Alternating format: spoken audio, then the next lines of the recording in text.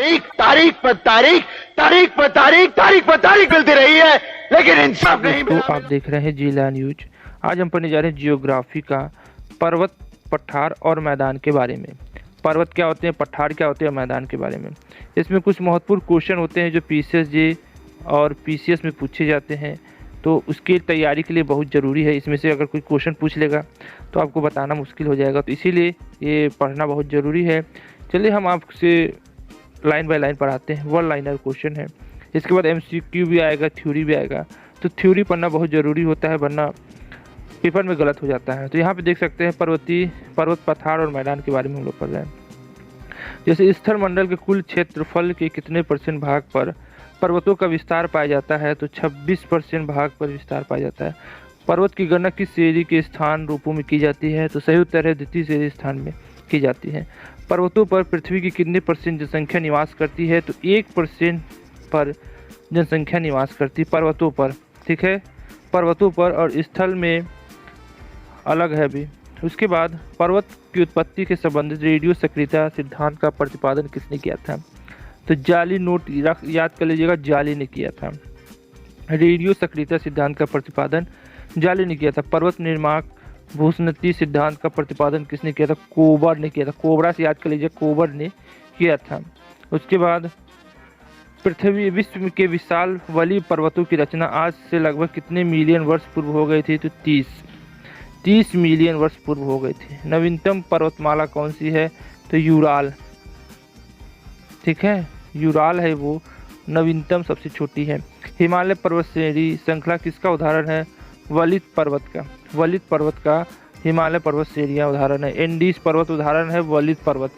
वलित अवशिष्ट पर्वत का उदाहरण नहीं है फ्यूजियामा। फ्यूजियामा अवशिष्ट पर्वत का उदाहरण नहीं है। रॉकीज, एंडीज, एटलस, आप्लस, हिमालय आदि किस प्रकार की पर्वत है, तो वलित। ह तो याद कर, रॉकीज, एंडीज, एटलस, ठीक है। र से रॉकीज, ए से एंडीज, ए से एटलस, और अ से क्या होगा, आल्प्स और हिमालय। हिमालय याद कर लीजिएगा, ए से एंडीज, एटलस, अ से आल्प्स, रॉकीज। तो ये सब पर्वत हैं, ये सब वलीय पर्वत हैं। कौन सी विश्व में नवीन वलीय पर्वत का उदाहरण प्रस्तुत करता है, तो कौन सा है, तो आप आल्प्स है, वह नवीन वलीय पर्वत का उदाहरण प्रस्तुत करता है। कौन सा वलीय पर्वत है, तो भैया कौन सा, अभी हिमालय है, एंडीज है, एटलस है, आल्प्स है, रॉकीज है, ये सब क्या है, वलीय पर्वत है। इसको याद कर लीजिएगा, ये पेपर में पूछा जाता है। हिमालय की उत्पत्ति किस भूस्र उन्नति से हुई है, तो किससे थिस से हुई है, किससे हुई है, भूस्त्रिस से हुई है, तो किस भूस्त्रिस से हुई है, तो टेस्थिस से हुई है। दक्षिणी आल्प्स पर्वत श्रेणी कहाँ स्थित है, तो बताइए। तो दक्षिण में जो देश होगा वह है न्यूजीलैंड से दक्षिणी आल्प्स पर्वत श्रेणियाँ स्थित हैं। फिर हमारा अगला क्वेश्चन है, कौन सी पर्वत महाद्वीपीय जल विभाजक के रूप में जानी जाती है, तो सही उत्तर रॉकीज। तो वरित पर्वत भी और रॉकीज पर्वत जल विभाजक रूप में जाने जाते। विश्व की सबसे लंबी पर्वत श्रेणी कौन सी है, तो विश्व की सबसे लंबत पर्वत श्रेणी एंडीज है। ब्लैक हिल, ब्लू हिल तथा ग्रीन हिल नामक पहाड़ियाँ किस देश में है, तो संयुक्त राज्य America. Black, blue, green, black, blue और ग्रीन, BBG कहाँ पे है, संयुक्त राज्य अमेरिका में।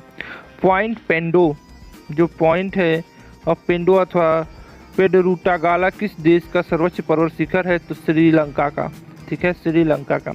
एंडीज पर्वतमाला की सर्वोच्च चोटी क्या है, एकांगुआ है वह एंडीज पर्वतमाला की सर्वोच्च चोटी है, ठीक है। उसके बाद अफ्रीका का सर्वोच्च पर्वत चोटी शिखर माउंट किलिमंजारो अवस्थित है कहाँ पे, तो अफ्रीका का सर्वोच्च पर्वत शिखर माउंट किलिमंजारो तंजानिया में स्थित है।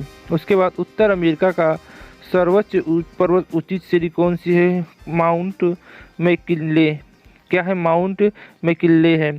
फ्रांस तथा स्पेन के बीच सीमा बनाने वाली पर्वत कौन सी है, पेरिनीज, कौन सी है, पेरिनीज है। यूरोप में अल्प्स, उत्तरी अमेरिका में रॉकीज तथा दक्षिणी अमेरिका में एंडीज किसका उदाहरण है, तो वलीय पर्वत का उदाहरण है, वलित।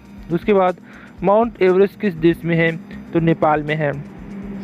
स्थल मंडल के कुछ क्षेत्रफल के कितने % भाग पर पठार का विस्तार पाया जाता है? तो 33% भाग पर पठार का विस्तार पाया जाता है। पठारी क्षेत्र में विश्व की कितनी % जनसंख्या निवास करती है? तो 9% निवास करती है। जो पठार चारों ओर से पर्वतमालाओं द्वारा घिरे होते हैं क्या कहलाते हैं? अंतरापर्वतीय पठार कहलाते हैं। पर्वतों पर पादों अथवा किसी पर्वत के सहारे स्थित पठार को कहा जाता है पर्वत पदीय पठार। ठीक है, किसी पर्वत के सहारे होते हैं उसको पर्वत पदीय पठार कहते हैं। उसके बाद अंत पर्वतीय पठार का उदाहरण नहीं है। कौन है? पेंटागोनिया है, वो अंत पर्वतीय पठार का उदाहरण नहीं है। कौन सा पर्वतीय पदीय पठार है? पेटागोनिया का पठार है। पर्वत पदीय पठार है, किसी पहाड़ पे टिका रहता है।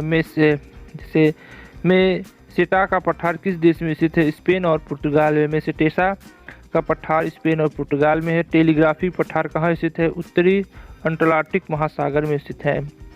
उसके बाद विश्व का सर्वाधिक ऊंचा पठार कौन सा है? तो तिब्बत का पठार है, सबसे ऊंचा पठार है भैया। उसके बाद पोटावार पठार किस देश में स्थित है? तो भैया पोटावार पठार पाकिस्तान में स्थित है।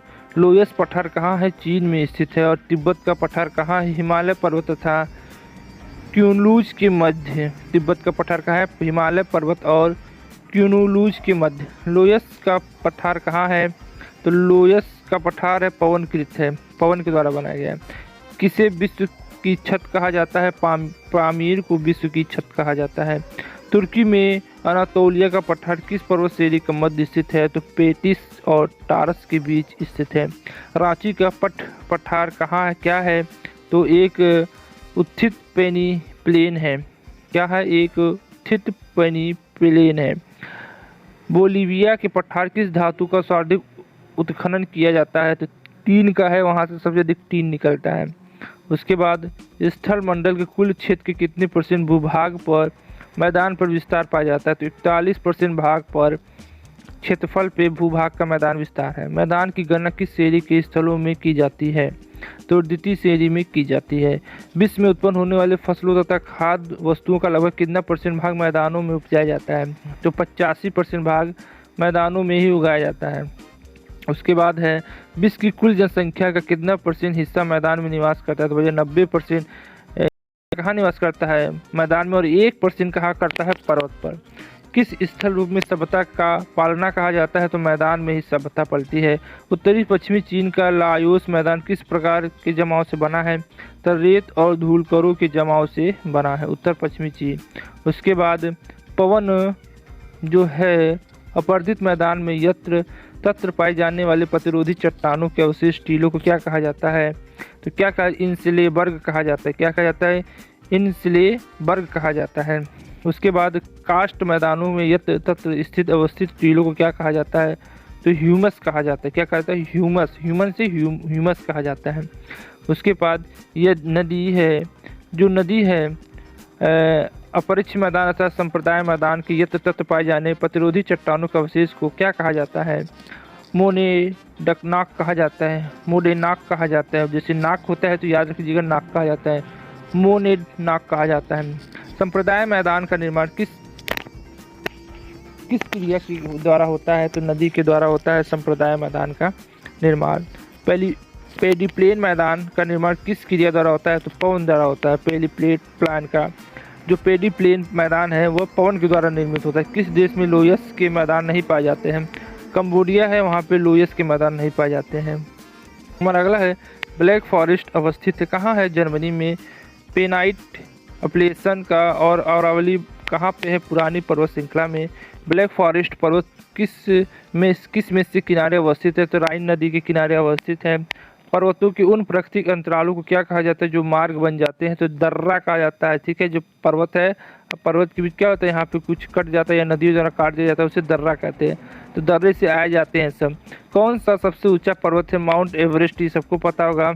उसके बाद एक पर्वतीय पदीय पठार क्या है? पेटागोनिया का पठार क्या है? पर्वतीय पदीय पठार है पेटागोनिया का। मेसेटे का पठार किस देश में से? स्पेन और पुर्तगाल में। टेलीग्राफी पठार कहाँ है? उत्तरी अंटार्कटिक महासागर में। तो पढ़ चुके हैं। तो ये हमारे 62 क्वेश्चन है, अगर आप इसको पढ़ लेते हैं पर्वत पठार मैदान के बारे में तो इसी के अंदर से पूछा जाएगा और इसके बाहर से शायद ही कुछ पूछा जाएगा। तो आज के लिए बस इतना ही। उम्मीद करता हूँ 10,000 लाइक मुझे मिलेंगे, देखिए कब मिलता है। तो हमारे अगर चैनल अच्छा लगे और वीडियो अच्छा लगे तो हमारे चैनल को लाइक शेयर सब्सक्राइब जरूर करें। आज के लिए बस इतना ही, फिर मिलते हैं नई वीडियो में। जय हिंद जय भारत। या तारीख, अगर आप उन्हें इंसाफ नहीं दे सकते तो बंद कीजिए।